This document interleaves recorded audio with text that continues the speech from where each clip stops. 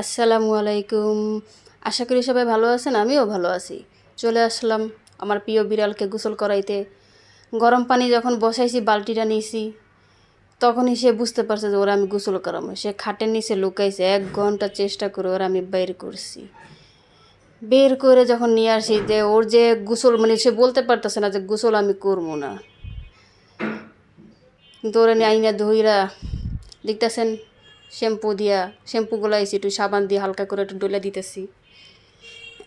এখন ওরা একটু গরম পানি নিয়েছি, গরম পানি নিয়ে একটু শ্যাম্পু গোলায় ওটাতে ডইলা দিতেছি, হালকা একটু পানি দিয়ে ঢাইলা দিমু, মুছাই নিমু। কারণ গোসল করাইতে গেলে অনেক কষ্ট, ওদেরকে গোসল করাইতে যাইতে চাই না, অনেক কষ্ট। একটা করে গোসল করে দেখেন, ওর ছোটো বোনটাও চলে আইছে।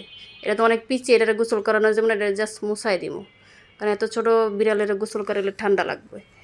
যখনই হয় ওদেরকে আমি মুছাই দিই। এরও অনেক বছর মুছাই দিছি, এখন একটু হালকা হালকা একটু পটি টটি করে, তো নোংরা গন্ধ করে গায়ের থেকে। তো ভাবতেছি আজকে ওর একটু গোসল করে দিই, একটু গোসলটু করে ওর একটু ঘ্রাণ ওর গায়ে জ্বলে দিই। কারণ সে আইসা আমার সাথে ঘুমায়, আমার সাথে ছাড়া ওই ঘুমাবেই না। ওরে বিছানায় ঘুমাইতে দিতেই হবে। কতক্ষণ যদি ওরে দরজা বন্ধ করে রাখি, সে পাগল করে আমরা ডাকতে ডাকতে কখন আসবে, সে আমার সাথে ঘুমাবে। আর ওই যে সব থেকে পছন্দের আমার বিড়াল, এর এত ভালোবাসি বলার বাইরে। সে আমারে বুকের উপর, আমি যখনই ঘুমাই থাকি, সে আমার বুকের উপর উইটা আমার ঘাড়ে ঠাড়ে মুখে চুমায় আমার রাখবে না। সে আমারে ছাড়া থাকতে পারে না। ওই যদি কতক্ষণ আমার না দেখে, আমি যদি বাসার বাইরে চলে যাই, সে অস্থির হয়ে যায়।